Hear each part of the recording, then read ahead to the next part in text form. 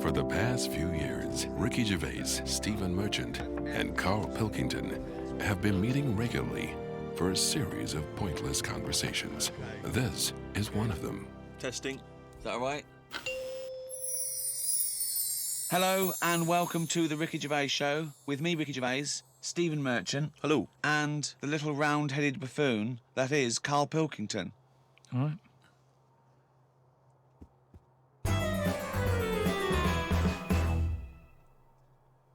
We've got a little email straight away, Carl, from Nikki in Beverly Hills, California. She says, Carl, you rock. I hate it when Ricky and Steve ridicule you. I checked out your picture. Although your head is not normal, that's no reason to ridicule you. You look gimp, but I never judge a book by the cover. Cheers. Is that what you've got to say? Well, it's only because I've got no hair, though, isn't it? That's why it gives that effect. No, it's perfectly round your head. It's perfectly spherical head. Your face is slightly too big for it. It almost goes over the sides. Perfectly round head. Pug little nose. Funny gimp eyes with no expression. Hangdog look. Like a little mouth, like a little lamprey. Not formed, not human formed. The way your expression is like you've had a lobotomy. Your head goes weird at the back. It's got a little nod in it, like it's really strange, your face, and you're stupid. We've had a lot of emails saying that. I mean, I think he's just paraphrasing, but...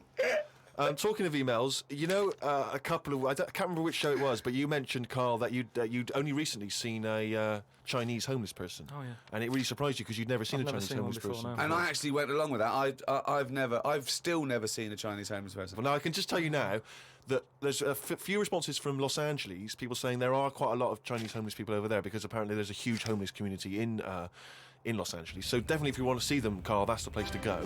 But we've had one from Vancouver, Canada, from a girl called Amy, and Amy herself is Chinese, and she says that she realised herself that she'd never really seen a Chinese homeless person. And although she says that apparently Vancouver has the first or second largest Chinese population in Canada, she'd never seen them, and she actually went for a walk around the Chinatown in her area looking for them, and she could not find any on that particular day. So again, Canada obviously not a place to go for a Chinese homeless. It was just a point, though. I don't want people sort of... Well, hold on, though. Wait, I'll stop you there. Hello, Ricky, Steve and Carl. I live in New York City and have seen a Chinese homeless person. Not only is he Chinese, but he is also a midget. He's been living on the streets for the last 30 years. He used to dress in rags, but thanks to a coat drive, he's now wearing a fancy Adidas jacket, right? Now he encloses a picture. He says he gave him $10 to take the picture, and I've seen it, and he's a little Chinese midget fella. I'm just getting a bit worried that people are going out there sort of looking for these. Because they, you know, well, that's what you requested. No. But all I was saying is I saw one. I didn't start saying, "Excuse me, can you just give us a smile? I'm taking your picture." Do you know we've what I had mean? loads of pictures of people. I know, and it worries me a little bit. And I mean, it's not too bad about the one who took one of a little midget one, because if he kicked off, it'd be quite easy to sort of hold him back. But I'm talking about fully grown. So is that your warning to people? Don't be taking pictures of fully grown Chinese homeless. Well, yeah, I'm just saying, don't be messing about going up to strangers and that and annoying them and stuff, right? Maybe. Well, I think that's a good rule of thumb. Don't annoy them. But I mean, that is a hell of a sighting, isn't it? We asked for a Chinese homeless, and they gave us a Chinese midget homeless. Many of the listeners are aware, Carl, that you're sort of fascinated by smaller people. Well, he's fascinated by difference, I think. Yes. I don't think he's having a go at people. You're not Never having a go. when you sort of stare at someone because they don't look like you, and let's face it, most people don't look like you. You're not having a go, are you? Well, it's like I say, first time I saw Steve, I was never having a go. It was just, oh, that's different. But like Steve, I was never having a go. It's just that thing of, oh, right, interesting. What do you mean?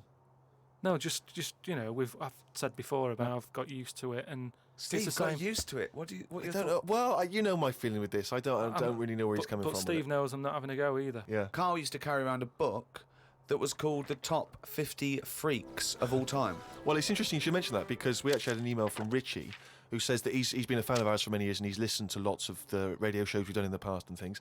And he says of all the people you've discussed, Carl, in the past, including some of the people from your odd magazines, who would you most like to spend the day with of all those people that you've encountered? Favourite of all? Well, certainly who you would want to spend time with, who you feel would be the most fascinating, the most interesting. You know, I mean, let's just recap on Well, there's some of the... Pillow Man, the bloke with no arms, no legs that can roll a cigarette with his mouth. Yeah. No, not impressed with him. That's not sufficient. What about the three-legged juggler? So hang on, let's just recap. This was a man with 3 legs? 3 legs, right? Right. And it said his job, he became a juggler. Okay. Not using the gift that he'd been given. What you suggest? Anything, running, swimmer, just Yeah. But yeah, What else what are was the there? others? What are the other ones? There was a picture of a gentleman. You were fascinated by him. He used to play the piano. Oh, he's got a tiny head, doesn't he? Yeah, that's that. That's the one who he sort of ages fast. Right. So like every other week he's having a birthday and stuff. And yeah, that was weird. He's not having a birthday every other week. His body's just aged, so it has the appearance. His biology is sort of like he's 70, but he's only like 15. They don't have a birthday every week.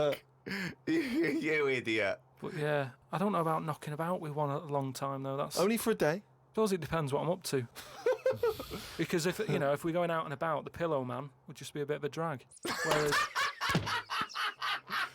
Whereas if you're going for a walk across, the 3-legged guy, ideal. So yeah. Lots and lots of people emailing just with questions for Carl.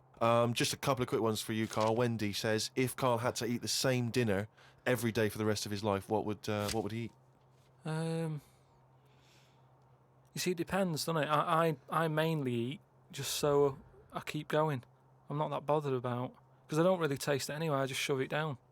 You're like a what? You're like a dog. horse. I mean, to be honest, it annoys me the way people worry about food now and how there's so much to choose from. I think it's got out of hand.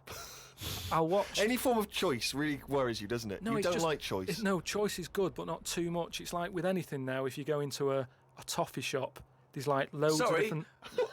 Where are you going to find a toffee So shop? you're in a fairy tale. You're in a Dickens tale Yeah. in the 19th century. You're in Shrek. And And you go into a toffee shop. What are you what's your doing? point? You go into a toffee shop. What I'm saying, you go into a shop full of toffees. You've just come and from the stuff, candlestick maker. right? You go in there and there's just too much choice. It's like what, and I can stand there up to like 4 minutes, sort of going. Up to 4 minutes. So specific. 4 So minutes. he's in a toffee shop in a top hat. Well, he's only got 4 going- minutes. He's only got 4 minutes because he's got to get down to the pea green boat that he's sailing off in. Yeah. No, Good but morrow. well, forget the toffees. Could I then. have some of your finest Oxfordshire toffees? So you'd prefer it was just one selection of toffee? That's all they've got. Well, maybe 2. What I'm saying is, right, there's now too much choice. Whenever you get a menu in a restaurant, it's not like you don't just go, oh, right, what is there? Yeah, I'll have that. There's too much. It's like a book, isn't it? And you look at it all. And then you've got to that point now that people are even taking a risk when they're eating. What do you mean? In Japan or China or something, they're eating that fish that if it's not cooked right, it can kill you, right? Not worth the risk, and there's so many other fish. Yeah, I agree. Why Have are they... mackerel, have a bit of cod or whatever. Yeah, As soon as there's a take the risk, take yeah. it off. Take it off I the menu. agree. I totally agree. Not worth it. We've got a fish that might or might not kill you. Well, is there anything that definitely won't kill you? Yeah, but a chicken won't kill you. I'll play safe then. I'll have that. I love that. I love the chicken. That's what I'm saying. But anyway, we were talking about sayings and that. Right? Stitching time saves 9. Don't. I'm never going to use that. I don't think anyway. Right? Okay. Suzanne. You're does never me- going to understand it fully, are you? Suzanne repairs me stuff anyway. So it doesn't really matter. But what about the one? About the one in greenhouses and that? Isn't that People who a live good in glass houses shouldn't throw stones. Well, I'm intrigued to know if he's fully got to grips with this. Just Okay. give us your explanation again of what you'd take that to mean. Well, just don't be chucking stuff about. Really. So, well, if that was it, they just say that. No, but that saying's been around a lot longer than we think. That's when people probably did live in basic glass houses and stuff. No, whoa, what they mean now- now Who has ever lived in a glass house? So cavemen went from rock to a nice crystal structure, did they?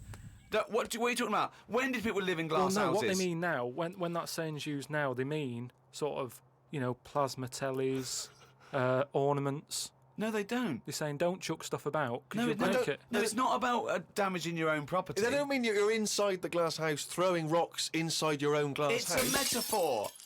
Carl, What is an analogy? It's sort of like a little story told quickly.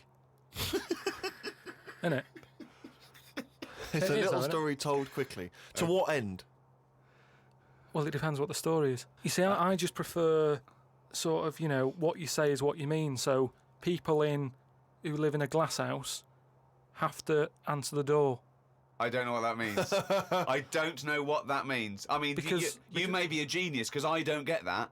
People who live in glass houses have to answer the door. Okay, let's hear his explanation. Because the people knocking at the door will be able to see you because it's a glass house. But you have to add a number of other things, other caveats. Surely, if you live in a glass house, don't walk around naked. Yeah. If you live in These are literals. But just the idea that in your head there should be sayings for people who live in glass houses. Who is it that's living in a glass No, house? well, I'm not talking about them. It's just that if everyone else is bringing up about these people who are living in glass houses, let's get to the real problems they've got. He still hasn't got to grips with the idea of the No, but metaphor or the simile. Well, here's another saying, right, that I learnt recently from a mate, right? Oh, there's an elephant in the room. Okay, I haven't heard that one, but explain it to me. It's like how, whenever we go out for something to eat or a drink or something, it's normally after about 5 minutes, the sort of topic gets onto the shape of my head. Yeah. But what I'm saying is, it's interesting how, like, I'm the elephant in the room, right? Nobody's talking about it. You mention it once, suddenly it's the talk of the town. It's what I mean. Everybody starts joining in, going, well, yeah, it is round, but it does suit you. And these are people who I don't even know sometimes, and they're all dipping in. And that is an elephant in the room. So you don't want people to discuss the shape of your head or the lack of hair. You would feel better. You would feel happier that they didn't mention that. Sometimes I think it's better that it's out there. It's made me a stronger person, though. It's the same way, we were talking about religion and that. Samson Delilah, Yeah. he got weaker without hair. Whereas with me, I think it's made me stronger. But would you ever wear a wig? Not really. What was a long wig like Samson? Well, the only time I wanted a wig was when I did jury duty once, wasn't it? And it was annoying that I was sat on the jury right in front of, like, these criminals, right? Everybody else has got disguises. The judges have them wigs on, right? That's not disguise. It is a disguise. That's a disguise. That's why judges wear them, right? So No. Well, then why did they print their name in the paper and have a picture? What do you mean it's a disguise? it's a disguise, isn't it? No, if it was a disguise, they'd go in with one of those glasses with a nose and the beard attached. If it was a disguise, all judges would look like Groucho Marx. If it was a disguise. Well, I'm just saying that's what annoyed me when I was sat there on the front row, right? I couldn't have been any closer to the criminals, right? I was sat there and I thought, why didn't I just pop a little wig on or a pair of glasses? I would have loved to have seen you in the front row at Crown Court. No, I'd because love to see it because in this country you're not allowed to show pictures of jurors.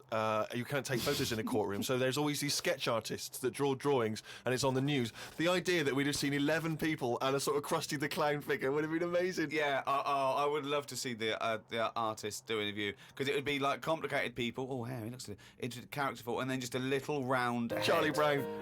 Charlie Brown sitting on the end. Carl, you said that your New Year's resolution was that you were going to learn something every day. yeah, you learned anything today? If I can, today, like, I don't know the full facts of it, but Could I just say that when someone says they learn something new every day, that doesn't count if they forget it the next day. no, Because that'd be Groundhog Day learning. well, the thing I learnt today was about an octopus. Oh, Go on. What they can do is, they've got 8 legs and that. Yeah. They Tentacles. they can use 6 of them legs to cover their head so they look like a little stone. And use the other 2 to run off. Right? But that's He's thinking of Squidly Diddly. Yeah, it's a Disney image in his head, isn't He's it? thinking They're of pink. but anyway, but anyway, that's So that's it's not the Pink main singing thing. a song in your mind and running off, yeah. No, but anyway, but something else I learnt, right? It's mainly about animals and that because that's Yeah. normally quite interesting. Yeah. There's a chicken somewhere, Oh, yeah. Oh, yeah. And Specific. and the owner of it was getting fed up because, he had to feed it and that, but it wasn't. Embellishment. it wasn't- Guesswork. No, come on, let's hear it. It wasn't giving anything back. No eggs. No eggs, right? So he was like, oh, I'm sick of this. Anyway, someone told him, pop a little axe next to its little house, right? So when it comes out in the morning thinking, oh, I'll have another lazy day doing nothing, right? It saw this axe and suddenly it was like, oh, right? And for the chocolate thought, yeah. It laid about 6 eggs. It's rubbish. Through Squeezed them worry. out. It's super rubbish. quick. A chicken wouldn't recognise an axe as a threat. It wouldn't be able to reason that I better start working or I'll be meat. I better start. It's absolute rubbish. Once again, it's this ridiculous thing you got that one personifying animals to reasoning powers better than yours. I mean, I think you make chickens and monkeys cleverer than you in your stories, which is weird. It didn't happen and wouldn't work. Next, what else haven't you learnt today? Do you think then that it's worth looking after animals then if there isn't any memory? If they don't know what's happening anyway, you're always going on about don't be cruel to things. Why would you ever want to be cruel to an animal, whether it can reason or not? No. I mean, I don't mean really cruel, but I mean like there's an advert on that's on in the in Britain, advertising some supermarket, right? And it's saying, we look at before we kill our chickens and what have you. They have a great life. This is like the voiceover, and you see a happy chicken. Yeah. And it's going, we give it a good little house to live in. It's got straw. Yeah. It eats good. Yeah. And then we kill it. Right? Yes, but that's better, isn't it? Well, no, I don't think it is though, is it? Because at the end of the day, if I was that chicken, right, I'm that chicken, loving my life. I can't believe me luck. Right, it's got its nice little field that it's working on. Yeah. It's got its nice food and everything, but it's going to die.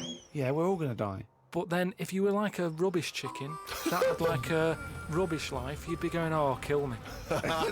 Carl, they're not thinking what's going to happen tomorrow. They don't know that they're going to get for the chop, are they? A chicken's not going, I'm fed up with this. I can't wait for that axe to be used on my neck. Yeah. Well, that's another. Now you've mentioned the cutting off of an head, right? Yeah. On the chicken. That's something else I've learned, right? It's like a pinball is mine. Amazing. Isn't it? Ding dong bong dang ding ding da da. Oh, head ding ding chicken head off. Bing doing. No, right, but this was in a proper science magazine as well. Right? Yeah. So you can't have a go. This wasn't something on the internet. This was printed in a magazine. You read it. Okay, and what was it? And here comes the filter. It's going to come out nonsense. Right, well- you could have Professor Stephen Hawking sitting there whispering stuff in your ear, and it could all be true. But when you said it, gobbledygook. Well, let's see then. Let's see, right? What they've done another experiment, right? Yeah. They've cut somebody's head off, right? And they've worked out that when the head comes off the body, it stays alive and that No. for 30 seconds. Well, no, they don't know that. They can never know that. No, they did it. They did this No. experiment. What's alive? The What's head. alive? But there's loads of issues here. One, no one's experimenting with human beings cutting their head off, Carl. Well, Two, no. Sorry, you read No. this in what? Executioners Monthly? This is in No, a two, proper... Carl. It's what your definition of alive is, because you can be alive and have no conscience. No, but this is where it gets weird, right? Yeah, I haven't told you that. this is where it gets weird. You talking about it? So the head's off, Yeah. right? And what they did was they chucked a load of questions at it. All sanctioned by the government. Yeah, this is all fine. So the head lands perfectly on the neck and goes, what do you want to know? And it said, So they're asking questions and it's going, do you know what? To be quite honest, I don't answer your question. I'm a little bit annoyed about the execution still. well, that was the interesting thing. They said it's about... No, it's not. It didn't happen, Carl. me hear it. Oh, don't talk Let shit. me hear it. What are you talking about? Who? These people around in white coats going, quick, ask it a question. It's bleeding. Right, so they said for about 25 to 30 seconds. The last 5 seconds, it is sort of like, can't be bothered answering them. Right, but prior to that, But apart from that, they were chucking stuff. I don't think it spoke. I don't think it was like, 2 and 2 is 4 and stuff. It was more, it was to do with blinking. So blink once if you say yes, blink twice. So I told it, said, listen, when you die, you're probably not going to be able to talk because your jaw's going to be on the ground. You're not going to be able to open your mouth. If you do, you'll fall over backwards and hit your head. Now listen, blink 1 for yes and 2 for no. Yeah, right, yeah, not too bad. Yeah, is the axe nice and sharp? Yeah. Promise? You're Do you talking promise? shit again. You promise to do it? Yes. All Yeah, right. well, yeah. The thing is, they wouldn't be able to do it with you because if they cut your head off, it would just roll. It would roll away because it's perfectly spherical. They would go, oh no, there's Plus, no. Oh. it takes about 20 seconds whenever you ask Carl anything for the question to process and for him to start to formulate an answer. Carl, it's what we've all been waiting for. Oh, chimpanzee that monkey news. Right, well, this one sent in from Sam in New York, right? And it's about a fire that happened, right? In a really, do you know, like in New York, they have loads of big buildings, don't they? Yeah. Right, really, really tall ones and stuff. Skyscrapers. Yeah. And there was a fire in one of them, right? So they did as expected. They called up, fire brigade and that. They turned up, right? Fire engine parked up. It's like, right, where's the fire? And they said, oh, it's on like floor 100 or whatever. And they said, oh no, we've brought the fire engine with the short ladders. Stupid mistake, but go on. Right. So anyway, so they said, well, how are we going to get up there? Yeah. Yeah. Fine. We can't. But they've only brought the short ladders. No, we can't. Let's go home. Yeah. Okay, Forget that it. was monkey news. So they said, well, there's a lot of like grippage. Because they made up words. The firemen, the NYPD firemen. There's a lot of grippage On the side of the building and stuff. So anyway, they said, why don't we just go and get a monkey, right? So they got a monkey. Whoa, that's a Is bit that- of a jump. Is They that just- policy now in the New York Fire Department? Well, you've got to think quick, haven't you? At the end of the day, if people are up there, you don't start querying if it works or not. You try everything that you can to help someone out, right? That's the first thing I thought of. Was it a monkey? So it was quicker for them to go and get a monkey than to go back and get the long ladders. Why don't they get Okay, fair enough. Why don't they get Spider-Man? Yeah, call Spider-Man. Yeah, call Spider-Man. So anyway, so they got a monkey down there, and they said, right, Where'd they get it from? We don't know, from the local zoo or something. Oh, like yeah, that. yeah. So they said, look, let's, we've got to remember there could be someone up there, Right. and it'll shock them a bit if a monkey comes in, right? Yeah. So they said, Yeah, I don't think they'd care. get it. If their building's on fire, they're not going to go, oh, it's weird, there's a monkey at the window. They'd be screaming, save me! Oh, there's a monkey. So Where are anyway, you from then? So they said, right, we'll just get it a little small uniform and that, the smallest you've got. But whoa, hold on though. Actually, where are you going to get that? I'm going back to the station. We'll get the long ladders while you're there. No time. No time. No, I No. bought the small uniform. I just didn't bring the long Yeah. ladders. You're an idiot. So anyway, it goes up there. It's got all the kit on and what. It's got its little ardent on and all that. It grabs. There was like a little person up there. Manages to grab that. Not give it a a little. Who was up there then? It was just Someone that was just the right size for a monkey to be able to rescue, which is handy. Because if it had been anyone else, like a larger person or a family, we'd all been screwed. No, I don't know about the size of it, but it's just the story saying how like it was quite a big monkey, and that it was good at breaking down doors. Oh, yeah. It was good at climbing into small spaces and Oh, stuff like yeah. that. Anyway, it But managed to. so it's big enough to carry a fully grown man, but small enough to climb through a cat flap. Yeah, so Which is handy. So anyway, it managed to, Did get it have the the boots person. on as well? It got the person and everything, and now it says it's sort of it's on call if they ever need it again. So- Sure, and if they ever get anywhere again and they've forgotten the long ladders, but there's plenty of grippage, they just call for Coco. So that's this week's monkey news. Bollocks.